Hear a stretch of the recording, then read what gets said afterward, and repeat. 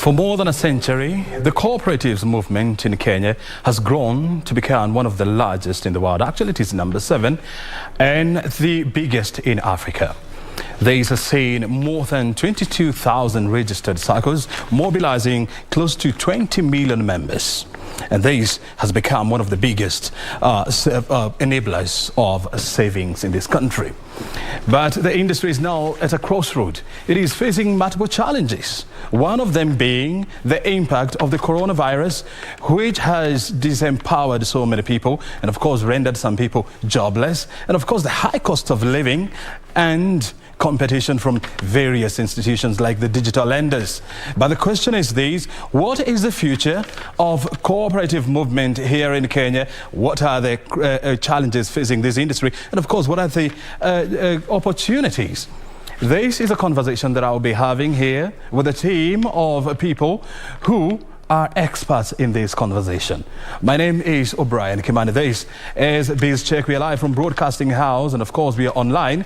At O'Brien Kimani is my Twitter handle, at KBC Channel 1. We need to hear your interactions with us. And of course, our reporters are scattered all over the country. We shall be going to some of them to get to understand what is happening, of course, in a county near you. And of course, the celebrations around World Freedom Day continues today.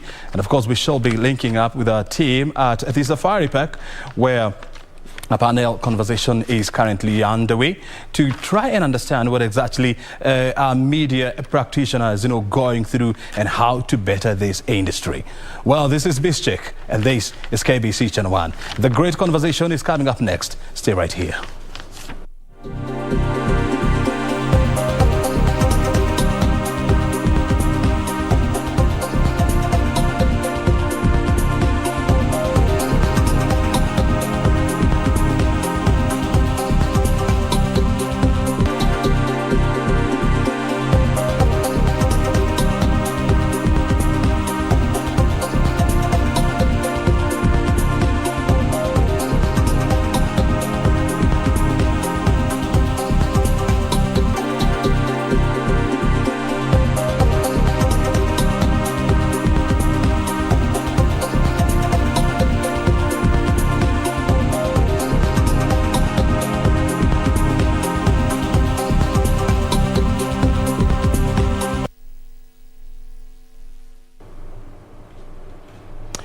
You see, under the Vision 2030, the Saccos movement is expected to play a significant role in mobilizing savings in this country.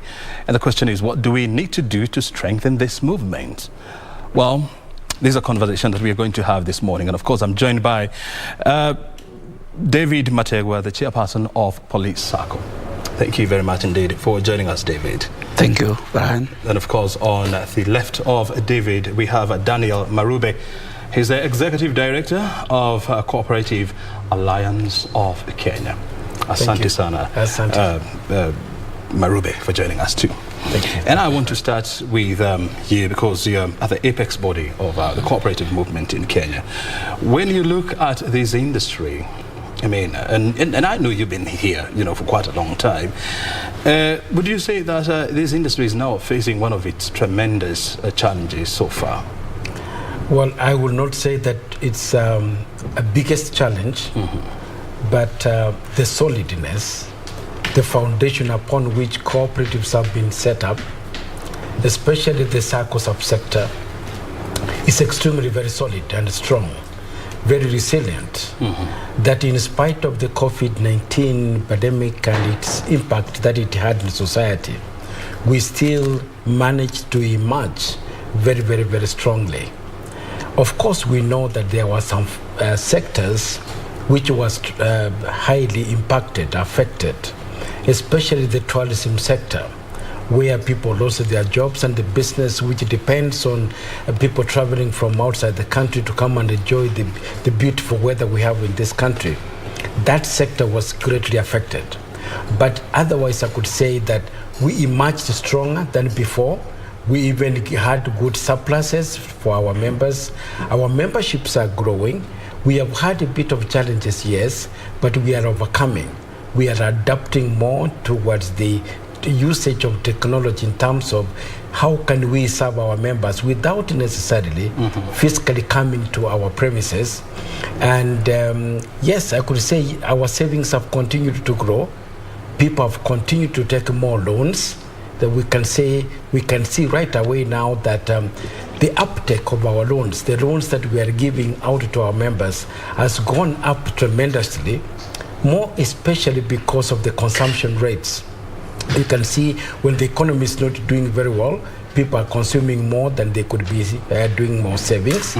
And you have noticed that we have been having very short academic terms in school. Yeah. So this frequency of students, our children coming short periods and they are going back to school, it has a great impact in terms of our savings, and therefore people are taking loans to meet those needs in the education.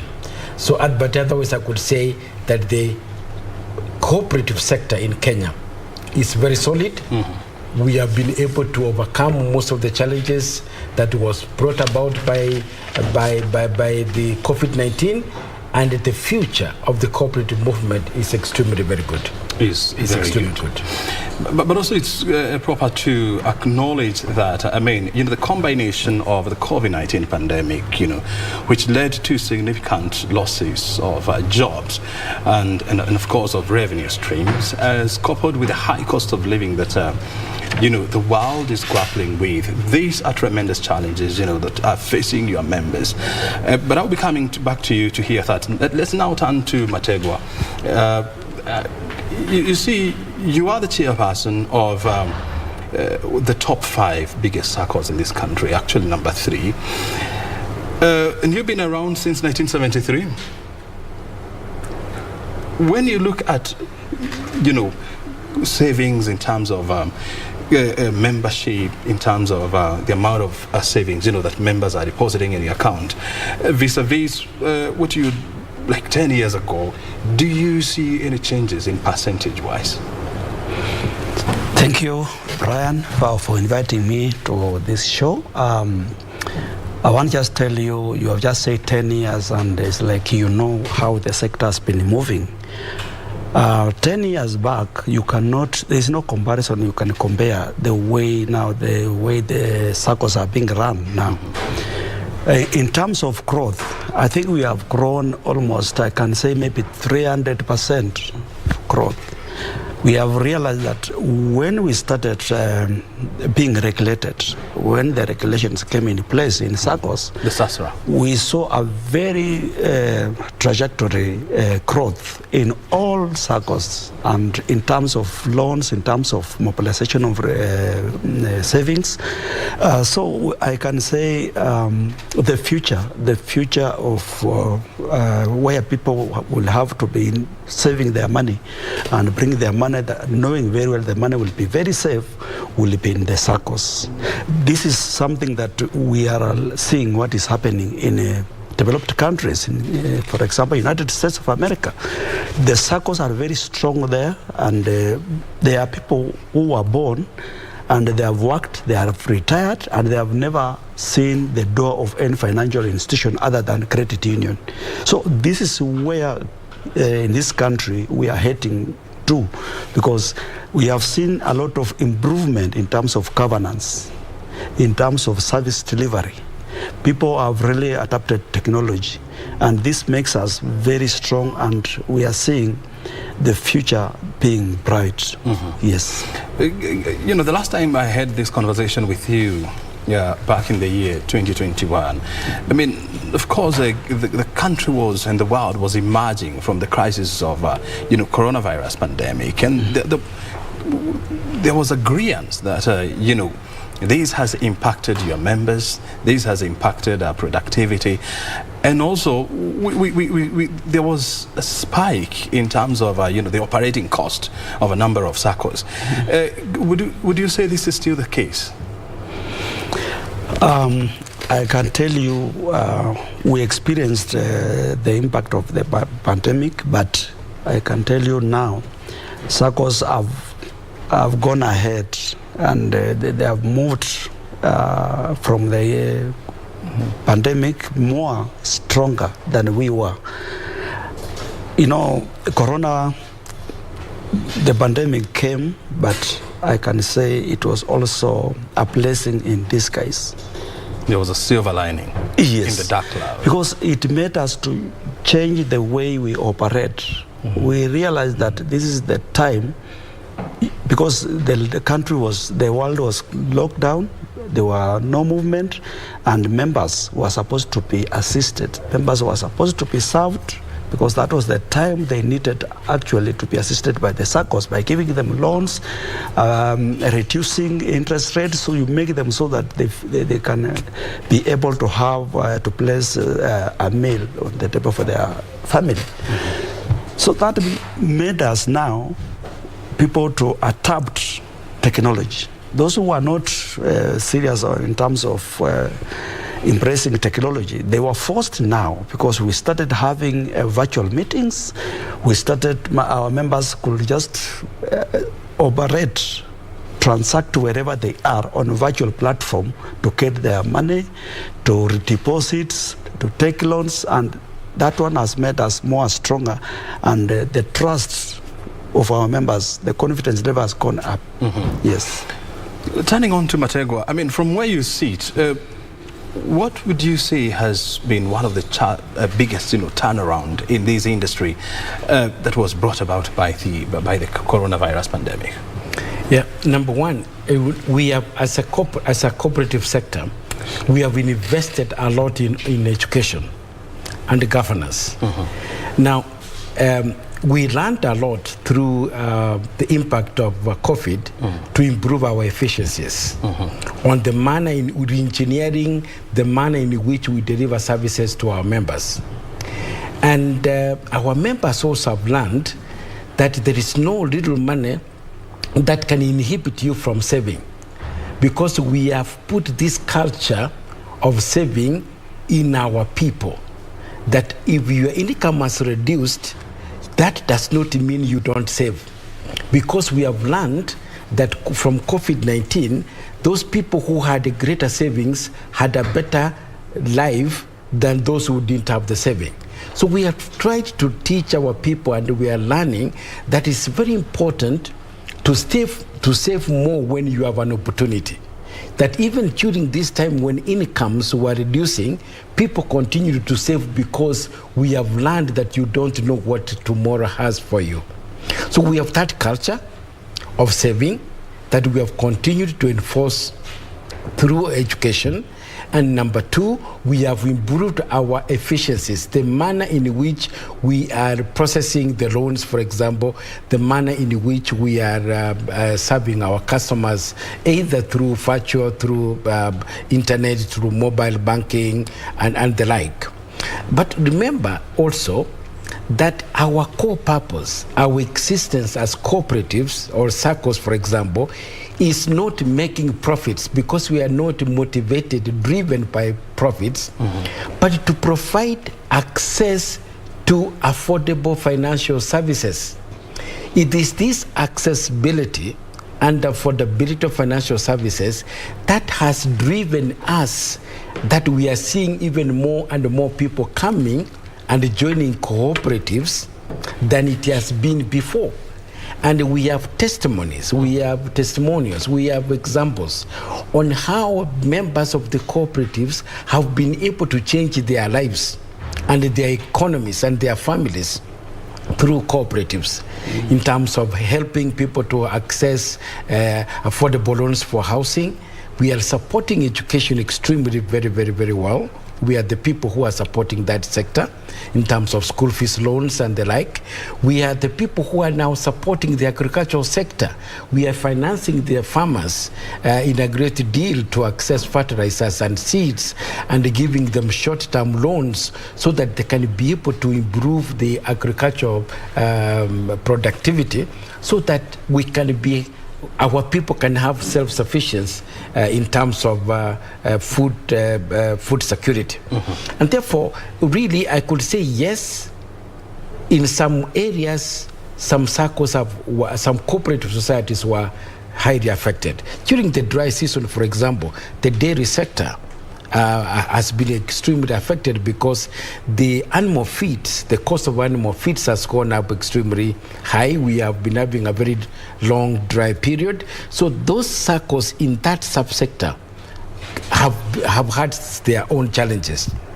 But we thank God that now the rains have come, that we will be seeing some rejuvenation. And even the tourism, the tourist subsector, they have started picking up with the local people, the Kenyan people traveling to coast and other areas.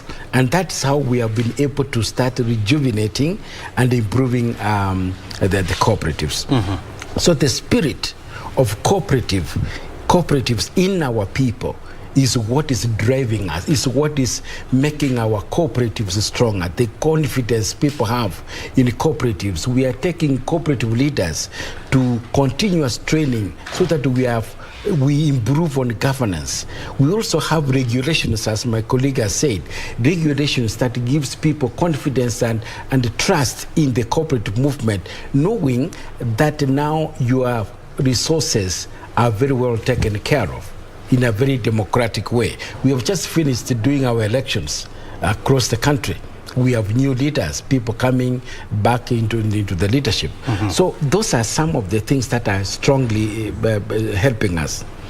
As you notice also, we have challenges in some employers who have not been remitting the deductions of members towards the Saccos, especially the county county governments and some of the parastatals, including universities. Mm-hmm. Those are the areas whereby we understand that they are not getting enough resources, but there's no reason why they should not be remitting those deductions to their members. Those are some of the areas that we are having challenges, remittances, and we are really very much concerned about it. Mategwa, I also want to hear from you. You see, the Saccos, have always been the go-to financial service provider, especially for small people or smallholder farmers, if you like it, for soft loans. But we are living in an era where now, even telecommunication companies, have come on board, with new innovations whereby you can just borrow money from the comfort of your chair. How has this impacted the industry going forward? That's a good question, and maybe I want to say that Saccos are no longer only for the small people. It is across the board. Everybody, those who are in this country, they are members of the cooperative, including the parliamentarians, including even the head of state, His Excellency the President, is a member of a Sacco. So it's not a Sacco. A Sacco now is. Because the loans we give, we don't give small loans. We no longer do that. We are giving people loans where they can purchase a house. We are giving our members where they can go and start a big business. So, no. What I mean with that statement is this. I mean, if I'm a member, of a certain Sacco and I want 10,000 shillings, I want 15,000 shillings, within 1 or 2 days. I mean, instead of going to friends and I have my savings in a Sacco, I'll just dash there, apply for the loan, and within the next 24 hours I have my money in my account. That is exactly what I'm talking about. So the Saccos you are talking of, small loans, and for 2 days, they were the Saccos of 10 years, you had said.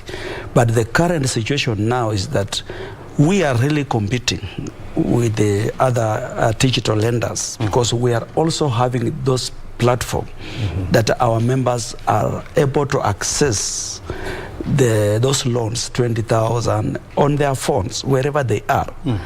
And they can get it right away, and they start paying also through the mobile platform. So what we are saying is that the service delivery for Saccos have really improved. If you can enter a Saccos front office, and you might think, if you do not read properly when you are coming in, you might think you are in a these big banks, well set up, well organized, and serving members. And you won't see even members because most of the Saccos are now digital. And I said the coronavirus has taught us a lesson. That is why we moved. And what I can say, Brian, to make our Saccos more strong, when the regulations came, we did a lot of capitalization. The regulation came with how you can make the institution very strong, financially stable.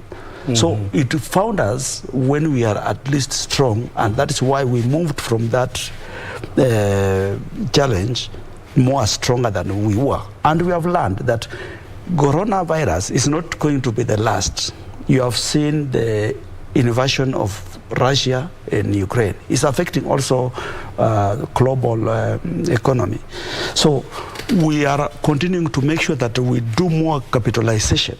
Instead of paying everything we have in terms of dividend, we leave behind. We do a retention, we increase the minimum capitalization, and we make our institution very strong. We don't know which other disruption is coming tomorrow. And I like the fact that you have said that, you know, in the modern day Sacco, when you go in, I mean, you get confused. You can even get confused. Am I in a commercial bank? Or where am I? And the question comes, are Saccos, do they want to become commercial banks? Oh, no. No. The reason this is a capital no, because our model is quite different from what other financial institutions do. This is a social economy activity that we are doing. The owners are at the same time the customers. So it's a model that we cannot change. And even if we grow, we cannot move to a territory that we are not familiar. We will remain, and we are getting this. We have also seen a situation whereby some Saccos would want to evolve into a commercial bank. But it has not gone through. Tell me which one. No, but the desire is there. The desire maybe used to be there, I can tell you. But the situation now is that everyone wants to build a strong Sacco. And we are benchmarking from the United States of America, where we have the strongest credit union in the world, where we have 2.5 million Navy credit union, school first, state employees. They are having massive mobilization of resources. They are so big, but they have not become banks. So for us, we want to make it more stronger. Yes. I see Marube wants to go in a point there. Maybe 1 or 2 points. Number one, digital lending. It has made ease for members to access loans. Our main principle of giving loans as Saccos is we encourage you to save, because that's the only way you can create wealth. We give you the loan when you have a place to invest. All right? And before we give you the loan, we want to assist the member find out where are you going to invest. How is it going to improve and increase your capital, in your wealth going forward? But you see now with digital lending, people are borrowing even when they didn't want to borrow. And at the end of the day, they are consuming that money. Indeed, I want to confirm to you that we have a lot of people within the cooperative sector who have borrowed from every channel, that they will continue paying their loans for so many years without seeing exactly what is the money they borrowed, where did they put that money to. So as cooperatives, we are encouraging our members, don't borrow unnecessarily. Borrow when you have a reason. Borrow when you want to put the money to grow, so that you can grow your capital, you can become rich. The cooperatives, our principles are completely different from banks. We are based on the principle of mutuality. It's for all the good of the members. So we are not, even though we look like banks, we are offering services similar to what the banks can offer, but our principles are different. We are not going for profits. We are enabling our members to access affordable financial services to improve their well-being, to improve their wealth, to grow their wealth, so that as you grow old, Brian, you have something for your children, and your grandchildren will say, because my father was a member of a cooperative sector, this is how he built something that we are enjoying today. And we want cooperatives, the spirit of cooperative, to become a way of life for the Kenyan people. Because this is the only way we can change the manner in which our lives are going to change going forward. We can't depend on the government only. We are seeing that the government give us an enabling environment, create good laws, give us peace, do the roads for us. We do business, we do cooperative business. That's why you find that as cooperatives, we are non-aligned. We are not political parties. We are cooperatives. We have a spirit of cooperatives, that we come together, we mobilize Kenyan people together to mobilize the local resources for our own use, for our own good. Very good. And still on you, I also want to hear this from you. I mean, look, and he's talked about this, the ongoing conflict between Ukraine and Russia, which has somehow impacted the global economy and has led to a spike in the cost of living, and especially more on the cost of transport, the cost of animal farm inputs, the cost of foodstuffs, and so much. And so people are torn between, contributing to their Saccos, paying for school fees, or even buying foodstuff. Have you seen an impact, especially on your members, in terms of contributions because of the ongoing crisis?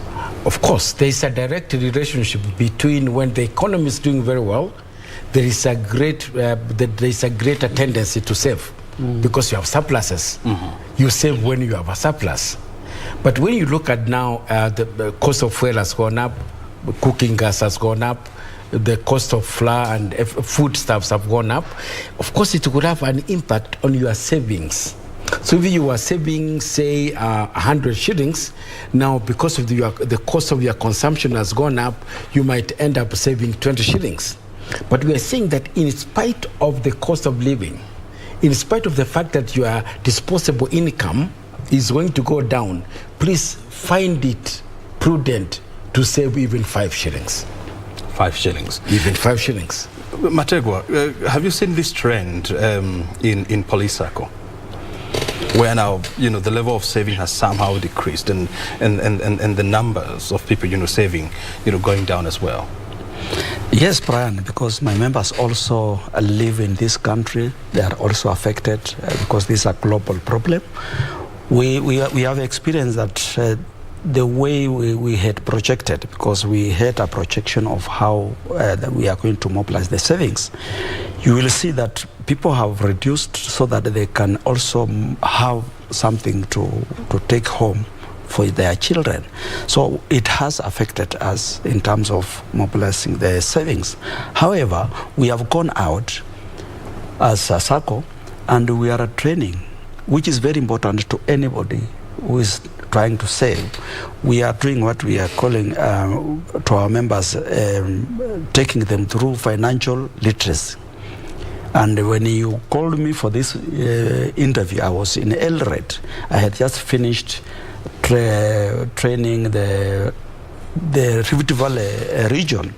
We normally take 100 of them, put them in a hotel for 2 days, train them, bring an expert on financial literacy, so that they are taken through to understand money, how to manage money, where to invest, and prepare for the retirement. And when you prepare for retirement immediately you join employment. There is no time to waste. If you do that, then you are making your life better when you leave employment. So I can tell you it is. We have experienced with that. Yes. I know you are targeting to grow your asset base to around 50 billion shillings, and of course recruit about 7,000 more members. Yes. In the next 1 year. Yes. Do you think you're going to achieve this under the prevailing macroeconomic conditions? Yes, and even surpass. We are targeting at the end of this year, because we are celebrating 50 years of existence of Kenya National Police, TT Sacco. And our projection is that by the end of this year should be 50. Currently we are at 46 billion total assets. So I've told you we are doing all over the country, doing all the regions, the top servers, putting them in a hotel and taking them through, bring an expert, not for me just talking to them, bring somebody who is trained in that area to talk about how money works, put them financial, and we are seeing it growing. Right now we have already 68,000 members. That is the current position of Kenya National Police Sacco. We have 68. And the government has just employed 5,000 more police officers who are in their training. And you know what? That is where we are targeting them. So the number is growing. Will grow more than 70. We were projecting 70, but now we are going to surpass, because we normally go to the... But even 65,000 members, I mean, that is half. 68,000. Yes. That is almost half of all the members of the police force in this country. So you still have a lot of work to do. We still have the potential to grow this sector. And you know, Brian, you are talking of only the police. We are not. We opened our common bond. Every citizen of this country can join our Sacco, and we have already people from other sectors who are with us. If they are listening on this video, they'll agree with me, and they don't regret joining the Kenya National Police Sacco. The service they get, you don't need to know the chairman to call the chairman for any service or any director or any manager. No, you don't need to. No. But Marube, I also want to hear from you. I mean, there has been this conversation around, creating a framework whereby, Saccos can borrow from, other Saccos. I know it has delayed a little bit, but as Cooperatives Alliance of Kenya, what are you doing? How are you engaging policymakers to ensure that, this framework is enacted? Thank you. Thank you. Good question. Before I answer that, let us agree, all of us here, that saving requires sacrifice. That in spite of the fact that we're in a very difficult economic times, we need to sacrifice and forfeit some of the luxuries in our lives, in our consumption, to enable us to save. So in whatever circumstances we are in, there is still an opportunity to save. By denying yourself a certain luxuries, or consuming less in a certain areas, traveling less than you used to do. Number two, to come back to your very important question, it is just last year we had a policy that is now passed through Parliament and is a sessional paper on cooperatives.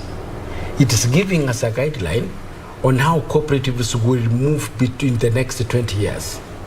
Within that framework, we have strongly empowered the Apex organization to come up with two issues.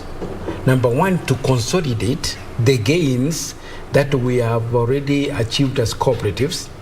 And number two, to come up with a shared platform. A shared platform, an ICT shared platform, whereby all the participating cooperatives can be able to work as a team and share resources together. Instead of you investing in several branches across the country, before the end of this year, we will be demonstrating to everybody else that cooperatives in Kenya, we have grown and matured. We will be having an ICT shared platform whereby the Saccos can be borrowing from each other, just like banks do. We will be borrowing from each other.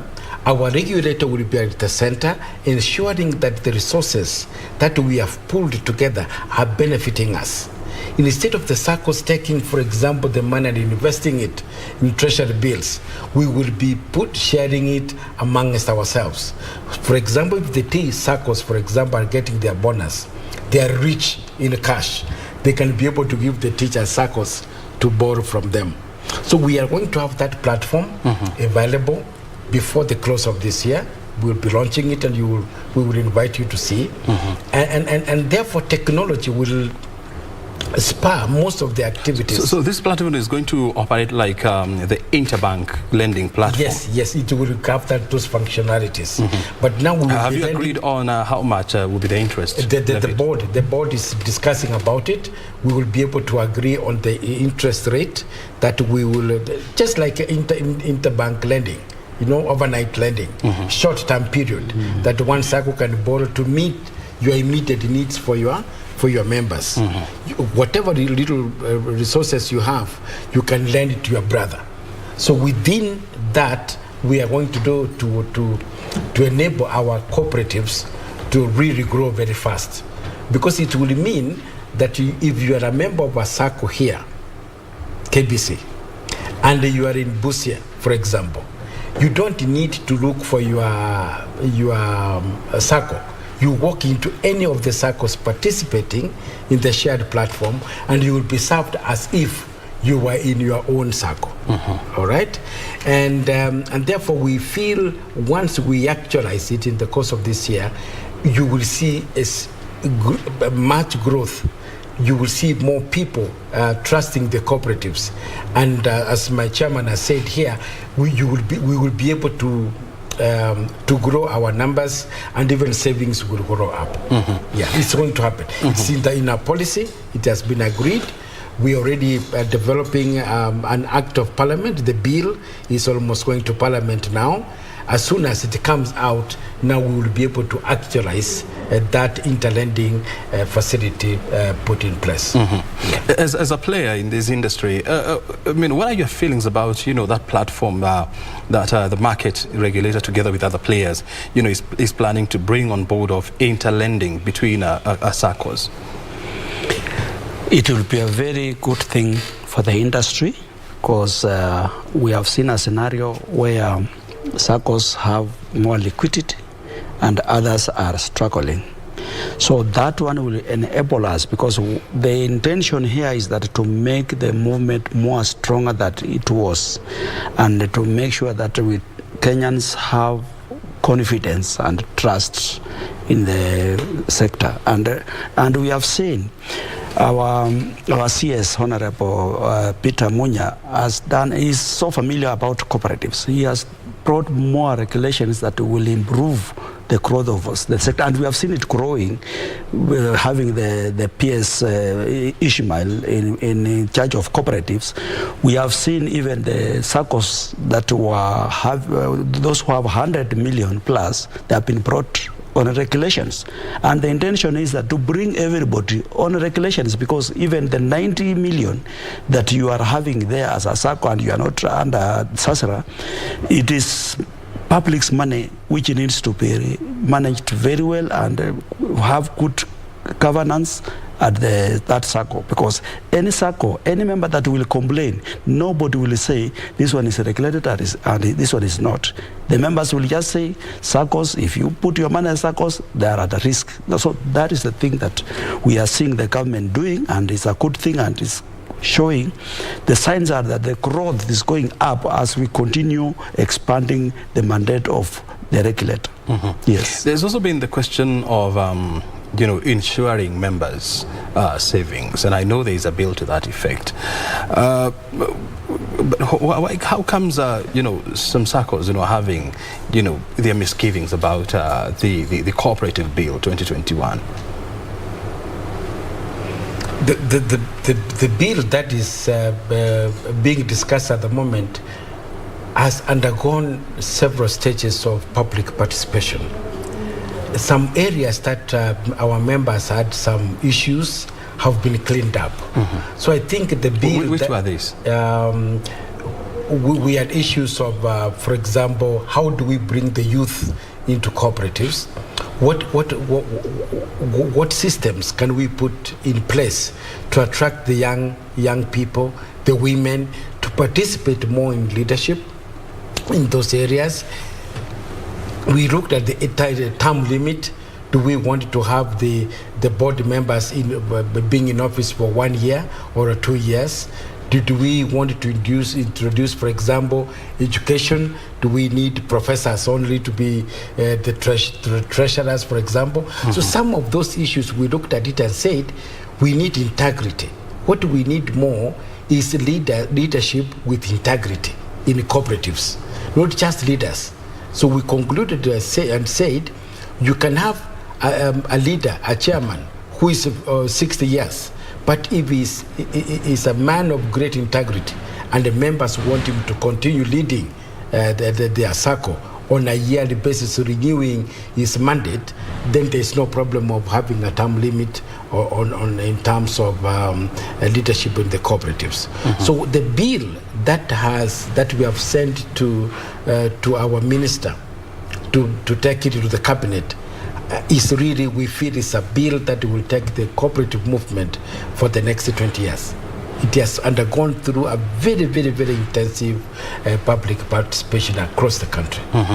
And the bill seeks to reprise the cooperative bill that act that came into force in 2004.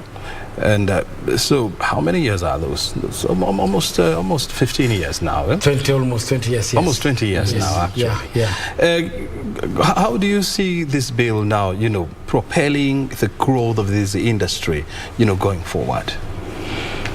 Yeah, Brian, I'm a person who actually embrace regulations. And we have seen what regulations can do to an organization. So the bill, according to how it has been structured, it will make the society, the Saccos, grow more than they have been growing. And it is coming up with also, since 2010, the Constitution, we have not had looking at how the counties work, how the national government works as cooperatives. Now it is taking care of that. That means it will now make everybody understand your space.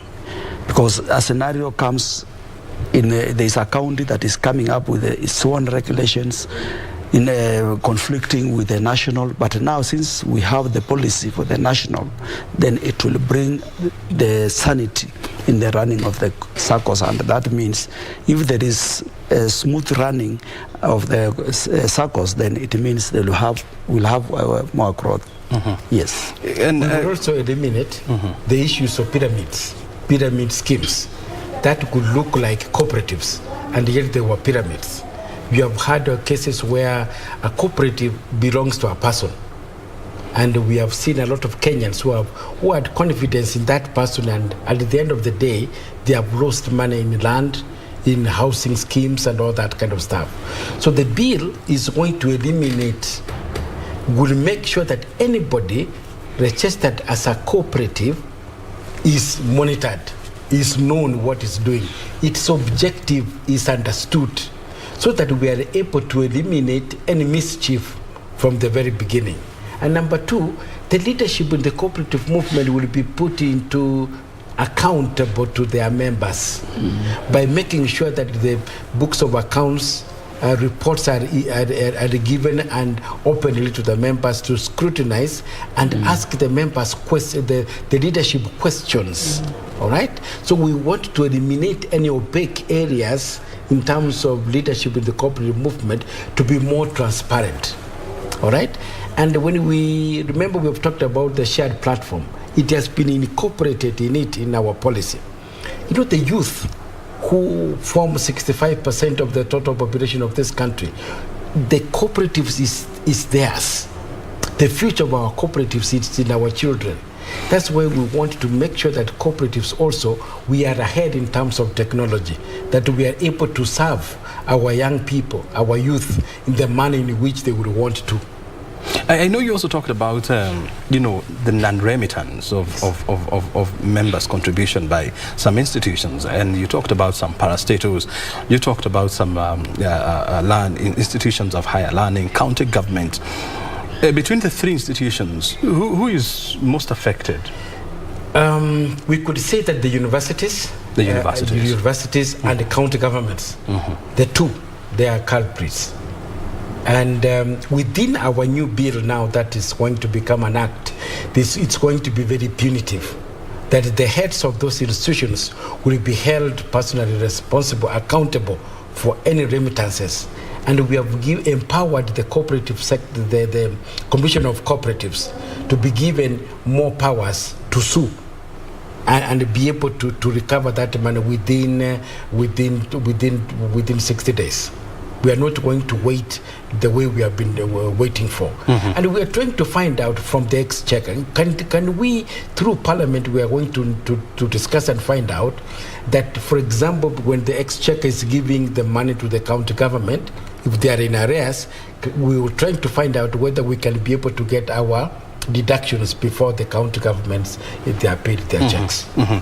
I'll be coming back to you because I would want to find out, who owns you how much, between the learning institutions, between parastatals and the county government, and how is this somehow affecting, the smooth running of these Saccos, because they rely on memberships, remittances. But before we do so, remember we're having this conversation live from Broadcasting House, and we're looking at the future of the cooperative movement in this country, the challenges that the industry is facing, and of course how the sector is responding to these challenges and the way forward.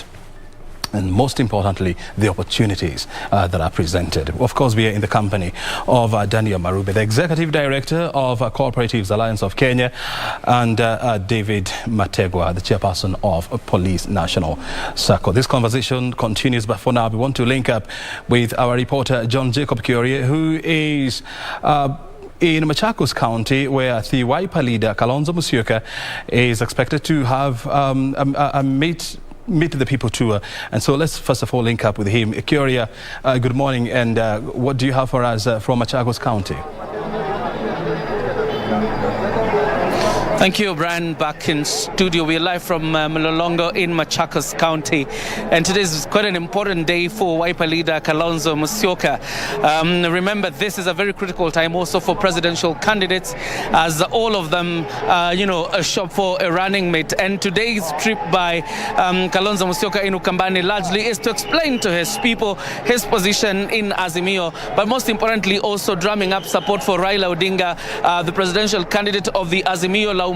And Vice President, or rather former Vice President Kalonzo Musyoka, will start his rallies here at Mlolongo, then head over towards Makueni, finally end up in Voi, and tomorrow then be in Mombasa County, where he will also drum up support for the gubernatorial candidate in Mombasa, that is Mike Sonko, who is the Wiper candidate. But just about now, to have a feel of what this whole story is about, or the campaigns is about, let's talk to some of the aspirants very quickly under Wiper.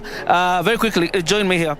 What's your name? My name is Lawrence Zagongovi. Yes. Are you an aspirant in Machakos? No, I am not, but I'm a key supporter of Honorable Avinyandeti and His Excellency Kalonzo Musyoka. Yes. At this very point when it is not sure, it doesn't appear like it is guaranteed that Kalonzo Musyoka will be Raila Odinga's running mate. What are the stakes of Wiper in Azimio? Yes, what we are saying as a community, Kalonzo has been the principal deputy for Honorable Raila Odinga for the last two elections, and as it stands, is still the most suitable candidate to take that position. As a community, we are not lending on that. We better even ask Kalonzo to run it alone, if they don't consider Kalonzo as the running mate for Honorable Raila Odinga. If they don't consider him, you would rather he runs alone? Well, that is our stand. Okay. That is our stand. We're hearing a lot of comments from Honorable Sabina Chege that Kambas don't have a lot of vote, but we want to assure them the Kamba community is solid behind Kalonzo Musyoka, and if they dare not give Kalonzo as the running mate, I can tell you as a community, we are out of it. All right.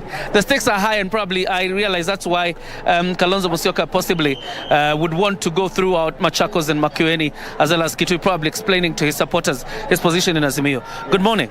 Good morning, sir. What's your name? Jeremiah Kaloi, MCA aspirant Wiper. All right. Yeah. Today, as the Vice President goes through Machakos and Kitui, as well as Makueni, what do you expect to hear from him at this time? We expect him to tell us more about Azimio One Kenya Alliance. How are they positioning himself, especially the issue of the deputy president, which is becoming a thorny issue, especially of the days. Every media is talking about that. So we expect him also to tell us what is the way forward on that. You are a Wiper member. Yeah, I remember. What are the stakes? What if he's not named as a running mate candidate? We actually don't see any situation why he should not be. Because You don't foresee anything? we don't foresee any situations. Because he has been a vice president in terms of experience, in terms of being with the ODM party leader. He has been there. So you expect that to be honored in terms of experience, in terms of leadership skills. He's the most suited candidate for the deputy president of the Republic of Kenya. Thank you very much. He's the most suited candidate to be the running mate of Raila Odinga. Already it has been revealed that there will be no physical interviews, because the former vice president has already said, if you're doing any physical interviews, I will not be part of those interviews. It has already been revealed there will be no physical interviews other than expression of interest, and then the panel will sort through the people who have expressed interest of being running mate. But yesterday, listening to the Wiper party leader, that is Kalonzo Musyoka, in his expressions yesterday, he said he's on this tour to campaign and popularize Raila Odinga's presidential bid. I know obviously out there probably there have been calls for Kalonzo Musyoka to quit Azimio if he's not named as running mate, but he was very categorical yesterday that as he campaigns from here all the way to Mombasa, he will be popularizing Raila Odinga's presidential bid, as well as campaign for his candidates in Machakos, in Kitui, Makueni, and his governor candidates in Mombasa, and that is Mike Mbuvi Sonko. We'll be accompanying him throughout the tour to be telling you what exactly we'll be saying, and particularly on this running mate question, because that is the hot topic today. But for now, let me hand it back to you, O'Brien Kimani in studio. That's our reporter John Jacob Curia, who is trailing Wiper leader Kalonzo Musyoka in his tour of Machakos County. Right now they're around Mlolongo Shopping Center in Machakos County, and of course, as you have heard from him, the intricacies around Azimio leader Raila Odinga's running mate is likely to dominate a lot of political conversation in that tour of Machakos County. Well, we'll keep tabs with what is happening there, and of course around the country, with elections being less than 100 days from now. Of course, you know for sure that our political undertones are likely to get more louder going forward. But we are not going to lose focus of the conversation that we're having here in studio. The cooperative movement, which is actually a more critical conversation that we ought to have as a nation because of its importance in mobilizing national savings, as well as, alleviating poverty through lending to members. And as I told you, we are in the company of Daniel Marube, who is the Executive Director of Cooperative Alliance of Kenya, and David Mategwa, the Chairperson of Police National Sacco, joining us here. I mean, we've been having this conversation for the last almost 50 minutes, and we continue here. We were talking about the bill that is you have forwarded to the ministry that is supposed to go under cabinet consideration before it is now forwarded to the National Assembly, for deliberations. But I know people asking, how will the bill deal with the question of proper management of Saccos, discipline and integrity when it comes to the leadership of Sacco? And in the past we have seen, a number of Saccos, being mismanaged, and this has somehow dampened the spirit of Sacco members. Thank you. The bill has stipulated very clearly the role of the Board of Management of the Sacco, that in the event there is any mismanagement, unlike in the past, you will be seeing more recoveries because individual leaders will be held accountable directly related to the decisions that you have made. Mm-hmm. If you make a wrong decision and the Sacco is making losses willingly, maybe for your own benefit, the bill states that we will be able to recover the lost money from you as an individual and severally as the board if you made that particular decisions. And shortly, you will be seeing this happening very, very soon. that some of areas where we have seen mismanagement and inquiries being taken and the recommendations prove that there was a mismanagement of members' resources, I can tell you that the management of that particular society will be held personally liable. They will be taken to court and there will be recoveries. So we'll be having the assets recovery authority, pursuing some of the individuals. Mategwa, does this scare you? Not really. I'm not scared on whatever is supposed to be done, because when I joined the leadership, I joined to serve. I did not join for my personal interest. So I don't see a scenario where I'll find myself in such a situation, because I know I'm a trustee to take care of other people's resources. They are not mine. So whatever I do with them, I should do with a lot of integrity. That is why I'm not scared when what my colleague, my boss, Daniel Marube, is saying.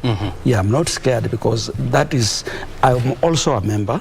I also have my money. I will also want my money at the end of it to be secured. So I'm part of what I'm supporting. And of course, these regulations are all meant to, safeguard members' interest, and of course, to safeguard your interest as well, as a director. And of course, to grow the movement, even into bigger scales. I'll be coming back so that we wind up, but for now, we want to sorry, my producer says that, or my director says that we can continue. I want to hear now from you, Mategwa, from where you see it, going forward, where do you see the growth of the Sacco movement coming from? If I can tell you, in the next 10 years, from now, with the regulation, the rules being put in place, I'm seeing the growth in membership. Many people will join Saccos. And another thing I'm seeing is that the 22,000 Saccos, that is too many, will be seeing those numbers reducing. Because so there will be mergers, there will be mergers and consolidation. Yes, consolidation going on to make the sector more stronger. Because a Sacco that is having 1,000 members, even going to purchase a software to run, to make sure that their members, their records, everything is digital. Technology is not cheap. Technology is expensive, but it's not expensive as such. But the value you get when you invest in it is so overwhelming. Like the National Police Sacco, do you have any Sacco that you are eyeing, probably maybe for mergers, for acquisitions? I will not say there is a certain Sacco that we are eyeing to merge with, but if there is a Sacco that will feel they are being suffocated wherever they are free to come and join us, and so that we can improve and enjoy the economy of scales. Have you initiated such conversations? We have not. We have not, because we cannot. Do you have your eyes trailed on any Sacco? To do what? The time is not yet ripe. You see, right now, there is a Sacco with the chairman, with the CEO, with the board of directors. How do you start now telling them that we want to have a negotiation? But they will just die natural death. And members will be just moving to those Saccos that have embraced technology, they are on regulations, the people have confidence. So we'll see a lot of movement of members. And that is why I'm saying we'll see the reduction of these numbers of Saccos that are being registered. Will go down because in the US there is a lot of merging and whatever, because to meet the regulation and serve members better. And the Sacco, the credit unions, they are not the big number the way we are. Yes, and that is a continent. Yes. Marube, I know you want to say something in regard to what he's saying, but also I also want to hear from you. Do you think it is high time that we come up with a regulator, it develops what you'd call the minimum cash reserve ratio for Saccos, as you have for banks? That is already in place. It's already in place in terms, that's what is been emphasizing on regulations. We have parameters, ratios, cash ratios, the different capital ratios that you have to meet on a monthly basis. So we are building up. So is it high time that we upscale that number? Yes, it's being upscaled. It's being upscaled gradually. There is a minimum that's being reviewed from time to time. As you grow your membership and you are growing your loan book, you must also increase your capital. Now, our policy has restructured the manner in which cooperatives are going to be run. Now, there is going to be a lot of growth in the agricultural sector, because we are now trying to bring agricultural cooperatives or marketing cooperatives along the value chain. All right? If it is the dairy sector, for example, we want all the dairy cooperatives and their suppliers to come together so that along that particular line, the farmers can have economies of scale. All right? Now, we are also, so agricultural sector, the coffee, the main cooperatives, tea, we are going to restructure them so that they can become more efficient, all right? And to feed the growing population in this country. Number two, the growing youth, with a lot of, so we are going to see more of workers' cooperatives coming up. Workers' cooperatives. Yeah. The young men in ICT coming together, forming a cooperative so that they can give services of ICT. We are going to see doctors coming together to provide their services through a cooperative. We are going to see the builders, the workers who build mansions and the welders coming together with that particular skill and forming a cooperative according to the services they are going to give to the economy. So new cooperatives are going to come up because the cooperatives come with the need. Yeah, so that's another area that we are going to see a lot of opportunities going forward. Very well. Even schools, schools now are going to have school workers coming together and forming cooperatives. Very well. Yeah. Gentlemen, time is not on our side, but thank you very much indeed for your insight and, of course, for finding time this morning to come and share with us the current state of the Saccos in the country, the future, the challenges, and, of course, the prospects. Otherwise, your time is highly appreciated. Thank you so much for the opportunity. Asante sana. Well, we've been talking to Daniel Marube, the Executive Director of Cooperative Alliance of Kenya, and David Mategwa, the Chairperson of Police National Sacco, joining us here to help us understand what is the current status of the cooperative movement and where the Saccos are going, the challenges they are facing, and, of course, how they are addressing them and where growth is coming from going forward. Brian Kimani is my name. This is Base Check. We are live from Broadcasting House. Our next conversation is around the minimum wage debate. It has been going on for the last how many days now? 6 days. We want to look what is in it, and of course, can we sustain this as an economy? Well, stay right here. A short break is well deserved.